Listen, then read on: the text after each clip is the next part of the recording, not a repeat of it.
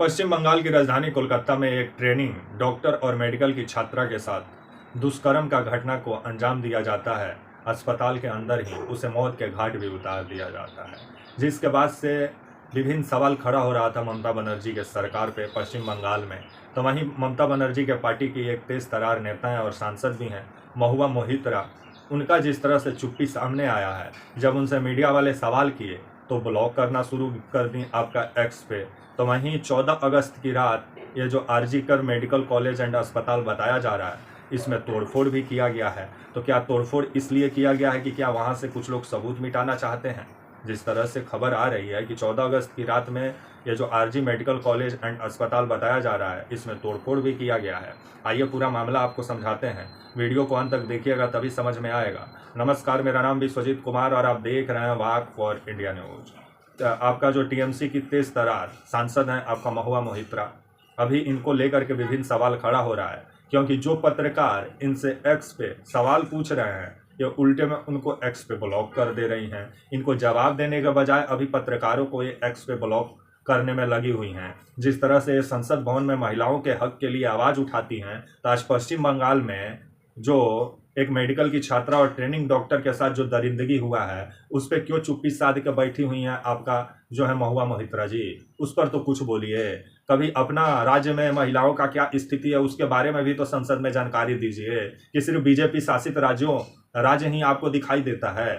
यही ममता बनर्जी हैं जो कि हाथरस कांड हुआ था यूपी में, बीजेपी के उस समय मुख्यमंत्री थे आपके योगी जी, जो एक आपका वाल्मीकि समाज की मृत लड़की जिसके साथ बलात्कार की घटना हुआ था, उसको किस तरह से पुलिस रात में 2 बजे पेट्रोल और आपका मिट्टी का तेल डालकर उसका मृत शरीर को जला दिया था, जिस पर काफ़ी बखेड़ा भी खड़ा हुआ था। तो आपको दूसरे राज्य का ही घटना आपको घटना नजर आता है, तो अपने राज्य में जो हुआ है कोलकाता में, वो भी पश्चिम बंगाल की राजधानी कोलकाता जहां ममता बनर्जी भी रहती हैं, वहीं आरजी मेडिकल कॉलेज एंड अस्पताल है, जहां एक ट्रेनिंग डॉक्टर और मेडिकल की छात्रा जिसका उम्र आपका 25-26 साल बताया जा रहा है, उसके साथ दरिंदगी करते हैं, उसको मौत के घाट उतार देते हैं। लेकिन कृष्णा नगर की जो पश्चिम बंगाल की कृष्णा नगर से सांसद है महुआ मोहित्रा, जो अपने आप को मतलब महिलाओं का सबसे बड़ा लीडर बन के संसद भवन में आवाज उठाती हैं, तो आज जिस तरह से पश्चिम बंगाल में महिलाओं के साथ दरिंदगी हो रहा है, तो उस पर क्यों मुंह पर सेलो टेप लगा के बैठी हुई हैं महुआ मोहित्रा जी?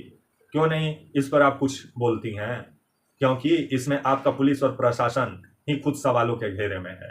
क्योंकि जिस तरह से 8 अगस्त की रात जो ये आरजी मेडिकल कॉलेज एंड अस्पताल बताया जा रहा है, इसके भीतर ही ये जो ट्रेनिंग डॉक्टर और मेडिकल की छात्रा जो है, जो 36 घंटा ड्यूटी करने के बाद से थोड़ा आराम करने जाती है, आपका जो ऑडिटोरियल है जिसमें मतलब प्रोग्राम कराया जाता है, जो कॉलेज से रिलेटिव प्रोग्राम होता है, उसी का ऑडिटोरियल में वो आराम करने चली जाती है 3 मंजिला पे, जो आरजी मेडिकल कॉलेज एंड अस्पताल बताया जा रहा है। जिसके बाद से उसका आंख थोड़ा सा क्या झपता है, जिसके बाद से कुछ दरिंदे आते हैं, उसके साथ दरिंदगी करते हैं, उसके साथ जिस तरह से दुष्कर्म करते हैं और उसके बाद उसको गला घोट के मार भी देते हैं। उसके शरीर पे बहुत जगह चोट की भी निशाने हैं।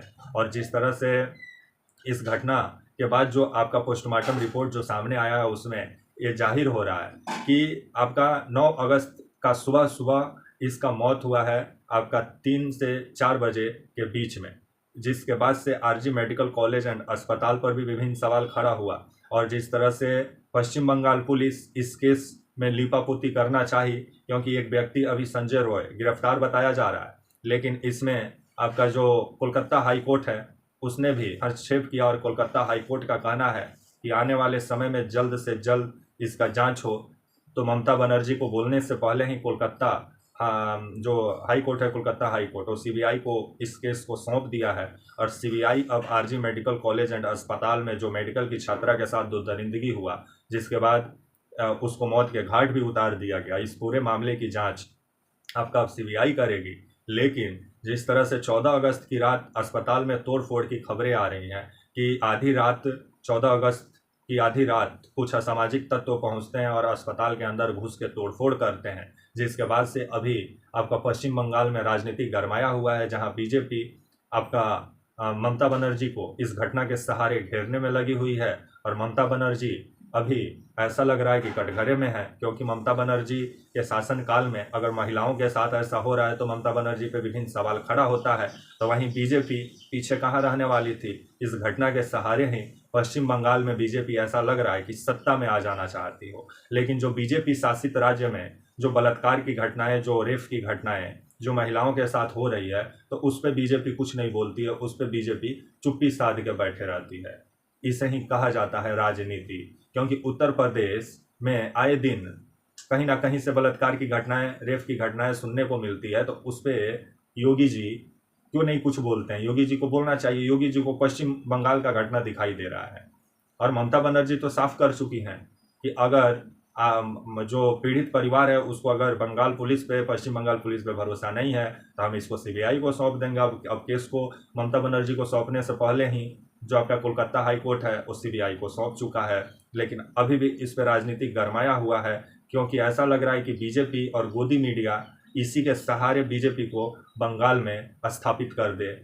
जो नेता घटना को राजनीतिक चश्मा से देखता है वैसे नेता से दूर रहें, क्योंकि वो नेता ना आपका भलाई कर सकता है, ना आपका समाज का भलाई कर सकता है।